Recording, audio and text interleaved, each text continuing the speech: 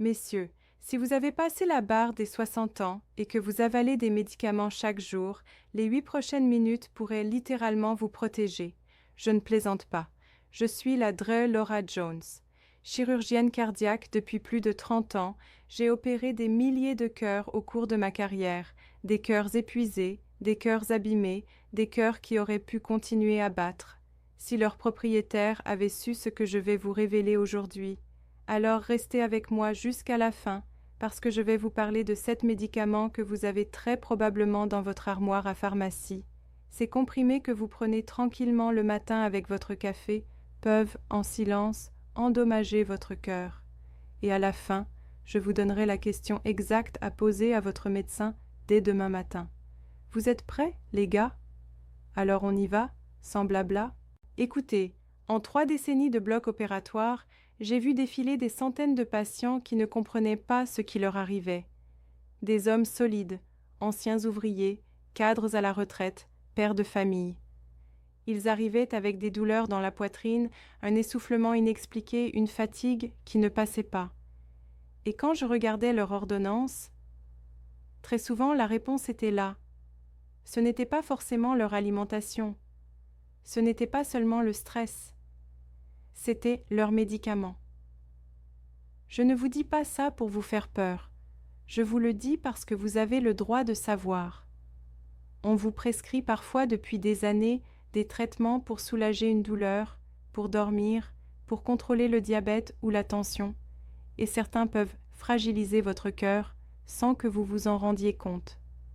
Le pire, c'est que ça se fait progressivement. Vous ne sentez rien pendant des mois, parfois des années, puis un jour, le cœur craque.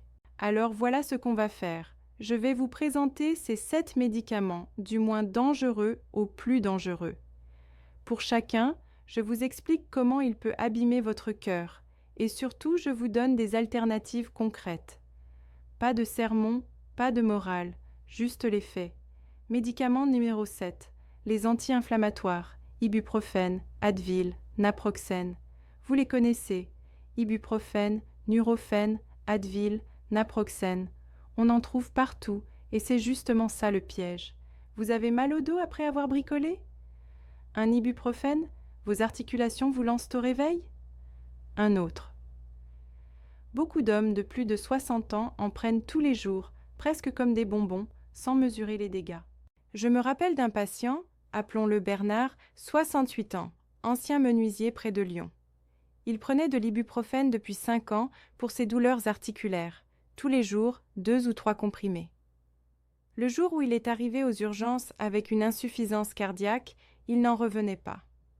Il me répétait « Mais docteur, c'est juste de l'ibuprofène, ça s'achète sans ordonnance. » Et justement, les gars, ce n'est pas parce que c'est en vente libre que c'est inoffensif.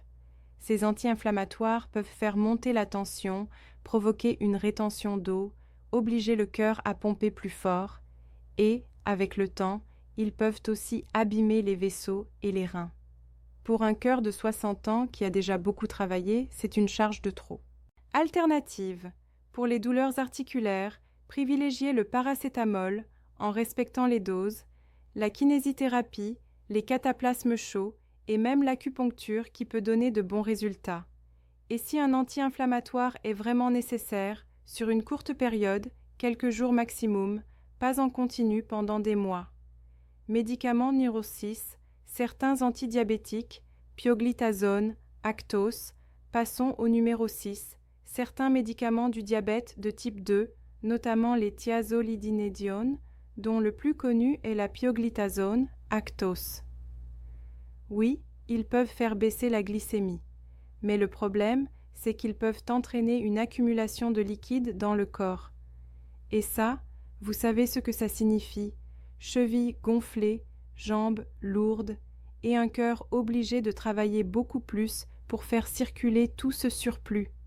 Chez un homme avec un cœur déjà fragile ou des antécédents cardiaques, c'est la recette parfaite pour déclencher une insuffisance cardiaque. Le pire? Les premiers signes ressemblent à une fatigue normale. Vous vous dites, c'est l'âge, j'ai juste moins d'énergie. Alors qu'en réalité, c'est le cœur qui commence à flancher. J'ai vu des patients arriver avec une insuffisance cardiaque avancée alors qu'ils pensaient simplement être un peu fatigués. Alternative. Aujourd'hui, il existe des traitements du diabète qui protègent le cœur plutôt que de le malmener. Par exemple, certains inhibiteurs SGLT2 ou des agonistes GLP1. Si vous prenez de la pioglitazone, demandez à votre médecin s'il existe une option plus sûre pour votre cœur. Médicaments Neuro 5, les somnifères, Valium, Stilnox, benzodiazépine. Numéro 5, les somnifères. Benzodiazépine, Valium, Lexomil ou hypnotique, Stilnox. Je sais, messieurs, avec l'âge, le sommeil devient plus compliqué. On se réveille la nuit, on n'arrive plus à dormir d'une traite, alors on prend un petit cachet et l'habitude s'installe. Mais ces médicaments peuvent ralentir le rythme cardiaque et faire baisser la tension. Sur le papier, certains se disent que c'est plutôt bien. Sauf que la nuit, si votre corps doit réagir, par exemple en cas d'apnée du sommeil, le cœur peut ne plus suivre correctement. L'apnée du sommeil, c'est quand vous arrêtez de respirer quelques secondes, plusieurs fois par nuit. C'est très fréquent après 60 ans, surtout chez les hommes, et les somnifères peuvent aggraver le problème. En plus, ils interagissent mal avec plusieurs traitements cardiaques, notamment les bêta-bloquants. Et ils augmentent le risque de chute nocturne, ce qui peut devenir dramatique si vous prenez des anticoagulants. Alternative. Évitez les écrans le soir, gardez une chambre fraîche et sombre, couchez-vous à heure fixe. La mélatonine peut aider et reste souvent plus douce. Et si vos troubles du sommeil sont chroniques, faites-vous dépister pour l'apnée du sommeil. Parfois, c'est la vraie cause de vos nuits difficiles. Médicaments Neuro 4, les antidépresseurs tricycliques, Laroxyl, amitriptyline, nortriptyline. On arrive au numéro 4, les vieux antidépresseurs tricycliques comme l'amitriptyline, Laroxyl ou la nortriptyline. On en prescrivait beaucoup dans les années 80-90 pour la dépression, l'anxiété et même certaines douleurs chroniques. Et certains médecins continuent parfois par habitude. Le problème, c'est qu'ils peuvent perturber les signaux électriques qui commandent votre rythme cardiaque. Ils peuvent provoquer des arythmies, des variations de tension, voire un bloc cardiaque, une interruption de la conduction électrique dans le cœur. C'est particulièrement risqué si vous avez déjà un rythme lent ou un historique d'arythmie. J'ai eu un patient, ancien professeur à Bordeaux, qui prenait du Laroxyl depuis 15 ans pour des douleurs neuropathiques. Puis sont apparus vertiges, palpitations, fatigue inhabituelle. Son cardiologue a découvert une arythmie sévère directement liée au traitement. On a changé le médicament et en quelques semaines, ces symptômes ont disparu. Alternative, des antidépresseurs souvent mieux tolérés sur le plan cardiaque existent, comme certains ISRS, Ex, Prozac, Zoloft. Pour les douleurs neuropathiques, la prégabaline ou la duloxétine peuvent être des options plus modernes. Médicaments Nudol 3, les décongestionnants nasaux, pseudoéphédrine, phényléphrine. Numéro 3, les décongestionnants magiques pour le nez bouché, pseudoéphédrine, phényléphrine, qu'on retrouve dans des médicaments type Actifed, Humex, Dolirum, etc. En quelques minutes, vous respirez mieux. Mais à quel prix? Ces produits agissent en resserrant les vaisseaux sanguins. C'est ce qui dégonfle les muqueuses du nez. Sauf qu'ils resserrent aussi les autres vaisseaux du corps, y compris ceux qui alimentent le cœur. Résultat, la tension peut monter brutalement et le cœur doit forcer pour faire circuler le sang. Si vous êtes hypertendu ou cardiaque, c'est vraiment jouer avec le feu. Ils peuvent aussi déclencher palpitations, nervosité, vertige. Si vous ressentez ça après en avoir pris, considérez-le comme un signal d'alarme. Alternative, solution saline, spray d'eau de mer, inhalation de vapeur, avec éventuellement quelques gouttes d'huile essentielle d'eucalyptus si vous les tolérez. C'est parfois moins instantané, mais c'est bien plus sûr pour votre cœur. Médicament numéro 2. Les IPP contre les brûlures d'estomac. Oméprazole, Mopril, Inexium. Numéro 2. Les inhibiteurs de la pompe à protons, les IPP. Oméprazole, Mopril, Inexium, Lansoprazole. Prescrits pour reflux, brûlures, ulcères, ils sont très efficaces. Le souci, c'est que des millions de personnes les prennent tous les jours pendant des années, alors qu'ils ont été conçus pour des cures plutôt courtes. En réduisant l'acidité de l'estomac, vous soulagez le reflux, oui. Mais cette acidité est aussi utile pour absorber certains nutriments essentiels, notamment le magnésium. Et une carence en magnésium peut favoriser arythmies, crampes, fatigue musculaire. J'ai vu des troubles du rythme sévères s'améliorer simplement en ajustant ce traitement et en corrigeant le manque de magnésium. Et des études récentes suggèrent aussi qu'un usage prolongé des IPP pourrait augmenter le risque cardiovasculaire, possiblement via la flore intestinale et l'inflammation chronique. Si vous prenez un IPP depuis plus de 2 mois, il est temps d'en parler avec votre médecin. Alternative, manger plus léger le soir, éviter aliments gras et acides, surélever la tête du lit de quelques centimètres.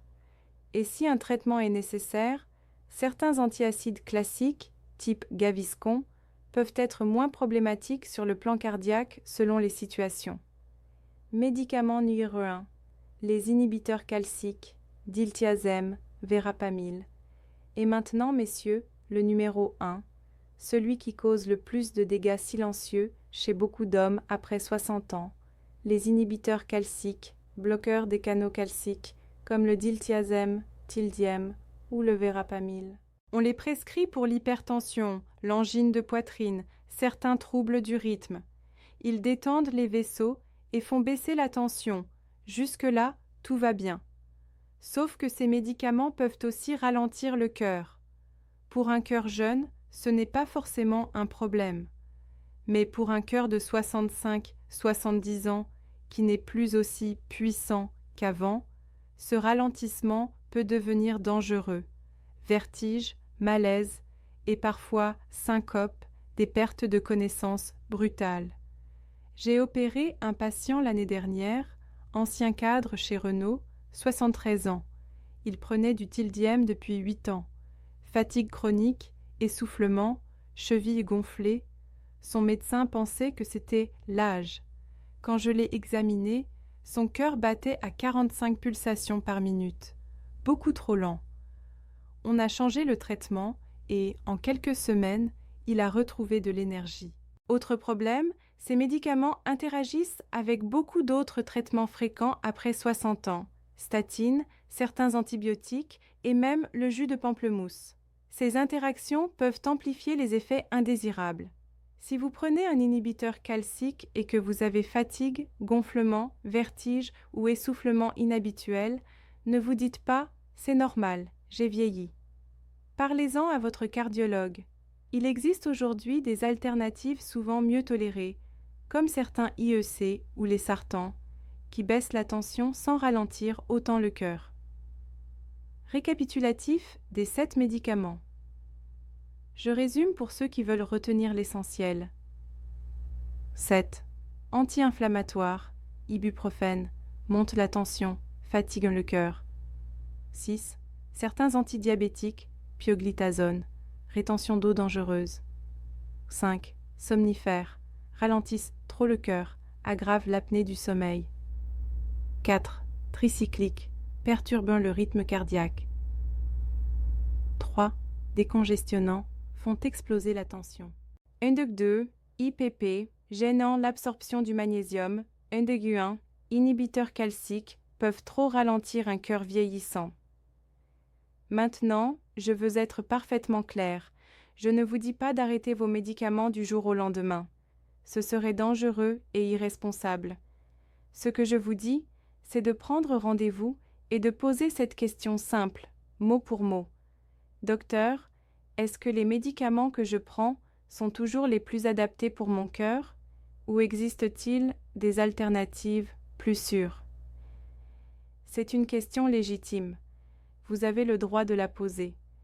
La médecine avance. De nouveaux traitements arrivent. et ce qui était un bon choix il y a 10 ans n'est peut-être plus le meilleur aujourd'hui. Un bon médecin ne sera pas vexé, au contraire, il appréciera que vous soyez acteur de votre santé. En 30 ans de carrière, j'ai vu trop d'hommes arriver sur ma table d'opération alors qu'on aurait pu éviter ça. Des hommes qui prenaient leurs comprimés consciencieusement, qui faisaient confiance au système, sans savoir que certains cachets leur faisaient plus de mal que de bien. Mon travail aujourd'hui, c'est de vous donner l'information que j'aurais voulu pouvoir offrir à chacun de mes patients avant qu'il ne soit trop tard. Prenez soin de votre cœur, les gars. C'est le seul que vous avez. Il vous accompagne depuis plus de 60 ans. Il mérite qu'on fasse attention à lui. Ne prenez pas vos médicaments à la légère, même ceux qui paraissent anodins. Lisez les notices. Posez des questions. Soyez acteur de votre santé. Si cette vidéo vous a aidé, partagez-la avec vos amis, vos frères, vos collègues de la retraite. Autour de vous, il y a sûrement des hommes qui prennent ces médicaments sans savoir qu'ils peuvent être risqués. En partageant, vous pouvez peut-être leur sauver la vie. Et si vous voulez aller plus loin sur la santé cardiaque après 60 ans, abonnez-vous à cette chaîne. Dans la prochaine vidéo, je vous parlerai d'une habitude matinale très simple qui peut réduire de moitié le risque de crise cardiaque. Ce n'est pas un médicament, ce n'est pas un régime compliqué, c'est quelque chose que vous pouvez commencer dès demain matin. D'ici là, prenez soin de vous et surtout, prenez soin de votre cœur. On se retrouve très vite.